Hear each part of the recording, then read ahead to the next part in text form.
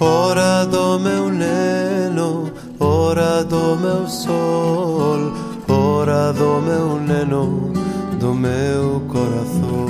Hoje vamos conversar sobre uma pessoa chamada Isabel. Mas não é nenhuma Isabel de 4, 5 séculos atrás. É uma Isabel destes dias e que, por acaso, foi protagonista de uns encontros do Partido de Situação na Galiza atualmente, quando ela faz uma visita à Galiza e pronuncia algumas coisas que poderiam ter causado alguns constrangimentos para aqueles que ainda mantêm um sentimento nativista de pertencimento, de serem galegos. O nome dessa pessoa é Isabel Díaz Ayuso, que é uma política espanhola do Partido Popular, atualmente desempenhando as funções de presidente da Comunidade de Madrid. O Partido Popular, por sua vez, é um partido de âmbito nacional, ou seja, ele pode ser encontrado em todas as partes do país da Espanha, diferentemente, por exemplo, do Bloco Nacionalista Galego, que é um partido que está confinado nas fronteiras da Galiza. E como o Partido de Situação estava em campanha eleitoral até o mês de fevereiro, quando foi as eleições, na qual ele saiu vitorioso, a senhora Ayuso, tendo como uma referência ao partido, ela faz a visita à Galiza para fazer aqueles pronunciamentos, aqueles discursos juntamente com o candidato que saiu vencedor. Antes da gente citar o que ela realmente citou, no caso galego, vamos dizer algumas palavras que ela andou fazendo em algumas entrevistas. Como, por exemplo, quando eu te chamo de fascista é porque você está fazendo a coisa certa. Ou, se te chamo de fascista é porque você está no lado bom da história. Ser fascista é defender a tua democracia? Palavras controversas quando a gente confronta democracia e o próprio fascismo.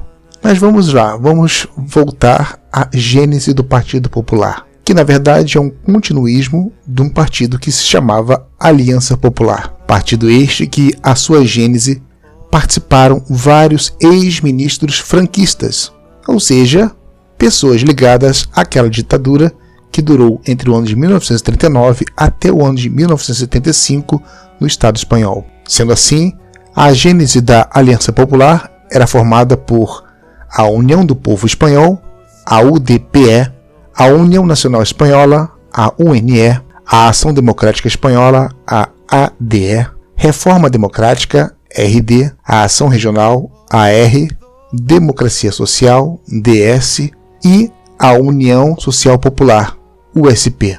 Considerando que a Aliança Popular e o Partido Popular são a mesma coisa, eles governaram a Galiza de 1982 a 1987 através de Geraldo Fernandes Albor, de 1990 ao ano de 2005 com Manuel Fraga Iribarne, do ano de 2009 ao ano de 2022 com Alberto Nunes Feijó e atualmente com Afonso Roda Valenzuela, colocado no cargo no ano de 2022 e eleito agora democraticamente no mês de fevereiro deste ano de 2024. Dito isso e analisando bem a gênese do Partido Popular, podemos considerar então que o Partido Popular tem uma origem no fascismo espanhol. Fica agora a pergunta se as pessoas que votam no Partido Popular têm ideia sobre isso, fingem não saber ou realmente não entendem nada de política. Afinal de contas, não houve uma guerra aberta entre flancos inimigos dentro do espaço da Galiza, ao contrário que houve em outras partes da Espanha. Isso não impediu que ocorresse na Galiza desaparecimentos, assassinatos, fuzilamentos, torturas. Isso também não impediu que a Galiza, logo de primeiro momento, aderisse ao franquismo, rejeitando o movimento republicano.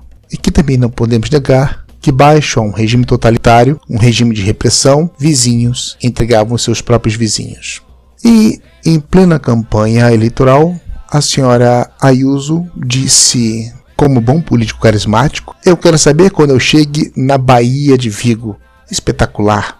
Ou também como caminhar, andar entre os montes e eucaliptos. Talvez uma pessoa de fora como ela é, sem conhecer realmente a geologia do lugar, possa confundir uma ria de uma baía. Isso é muito normal, isso é pertinente. O pior disso tudo é ela admitir que há eucaliptos que foram uma substituição voraz da mata original, da floresta original. Mas vamos lá, vamos deixar um pouco de lado a política e vamos para as formações geológicas da costa galega, que também pode ser comum em outros lugares. Então, uma costa ela pode ter uma barra, que são canais que ligam rios e lagos, com o mar, onde ocorre muita sedimentação, com a formação de bancos de areia e a deposição de detritos. E a baía caracteriza-se por apresentar uma forma arredondada, quase fechada, lembrando uma espécie de U ou de uma ferradura. Uma baía, quando tem uma proporção menor, ela é chamada de saco. Já uma foz é um ponto em que as águas dos rios desaguam diretamente sobre o mar. Existe a foz em estuário, quando as águas desaguam através de um único canal, e a foz em delta, quando as águas desaguam por meio de vários canais que formam algo parecido a uma espécie de leque. Ok, muita gente não vai saber o que é leque porque foi alfabetizada num sistema castelhano. O certo mesmo é que não há uma distinção clara entre uma ria e um estuário, sendo muitas rias estuarinas, no sentido em que provém de água doce se misturando à água salgada do mar, que entra e sai com o movimento das marés. Uma ria configura-se numa situação entre um vale submerso e um estuário, geralmente formando uma costa recortada, uma pequena baía, uma enseada, uma foz, um estuário, a boca de um rio. Os estuários são limitados por ilhas-barreira que foram formados pela deposição de sedimentos transportados pelas correntes costeiras. Esta deposição dá origem às ilhas, aproximadamente paralelas à linha da costa, que separam a massa de água estaurina do mar. Os estuários, limitados por ilhas-barreira, têm geralmente uma forma alongada e paralela à costa, e neles pode desaguar mais do que um curso de água. Tem também, frequentemente, mais do que uma barra. São exemplos a Ria de Aveiro, a Ria de Faro e a Baía de Charleston, na costa atlântica dos Estados Unidos da América. Já os estuários tectônicos estão associados às falhas geológicas ao longo das quais corre um rio, tal como, por exemplo, o estuário do Rio Tejo.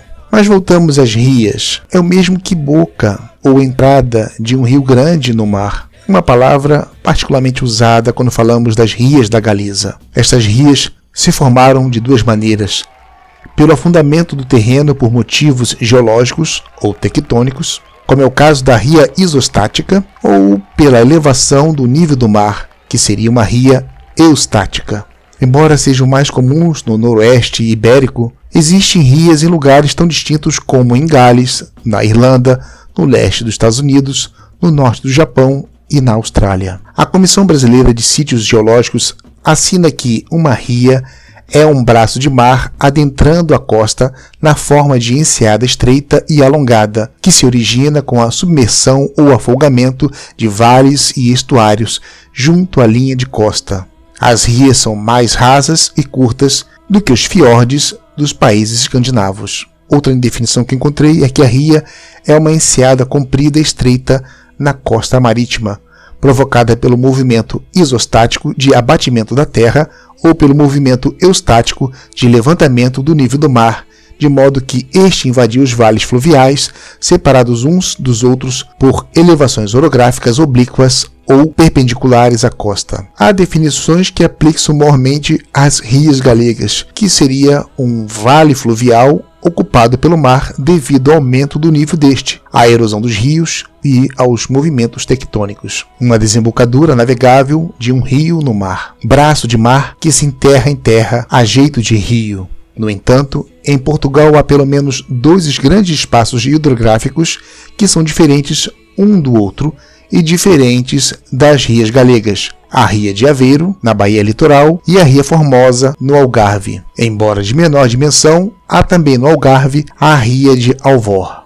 E finalmente, por curiosidade, o primeiro nome do Rio de Janeiro foi Ria de Janeiro. No século XVI, assim como o latim rivus, que deu ribeiro e ribeira, também deu ria, uma palavra que talvez esteja em desuso aqui por esse lado, mas designava o braço de mar. Era este o caso do que veio a se chamar depois Baía da Guanabara. O experiente navegador Gaspar de Lemos, que, atenção, era de origem galega, descobriu no dia 1º de janeiro de 1501 aquilo que ele denominou como Ria de Janeiro. Naquele mesmo século, mas uns 30 anos depois, um outro navegador chamado Pero Lopes de Souza escreveria no seu diário de navegação e cometeria o erro de transcrição que ia mudar o nome da localidade de Ria de Janeiro para Rio de Janeiro. Erro que seria cometido por outros, mas sem que eles os influenciassem muito, pois suas anotações tinham sido lidas por poucos, até que Francisco Adolfo de Varnhagen as descobriu no ano de 1839. É que ele vinha referindo o Rio da Prata, o Rio Paraná, o Rio Uruguai e na sequência escreveu Rio de Janeiro. Manteve o padrão de dar nomes aos lugares pelos acidentes geográficos, esquecendo-se de que o antecessor escrevera Ria e não Rio, embora o latim rivus, que mudou para rios e, enfim, para rio, se aplicasse a corrente de água doce como regato, rio, sanga, córrego, riacho, etc., mas não ao mar. Quando Estácio de Sá fundou a cidade no dia 1º de março de 1565, já não se escrevia mais Ria de Janeiro. Estava consolidado Rio de Janeiro, nome de hoje que se aplica ao estado e à sua capital, que já foi capital do Brasil até a construção da cidade de Brasília e a sua inauguração no ano de 1960. Bom, é isso, pessoal. A gente fica por aqui. Lamentamos que a senhora Ayuso, do Partido Franquista, Partido Popular, não saiba a diferença entre uma ria e uma baía, mas a gente pode, nesse caso, relevar, porque ela é uma pessoa estrangeira. Ela é de Madrid, de outro país. Ela é da Espanha e não é da Galiza. Valeu, pessoal. Um forte abraço. Tchau, tchau.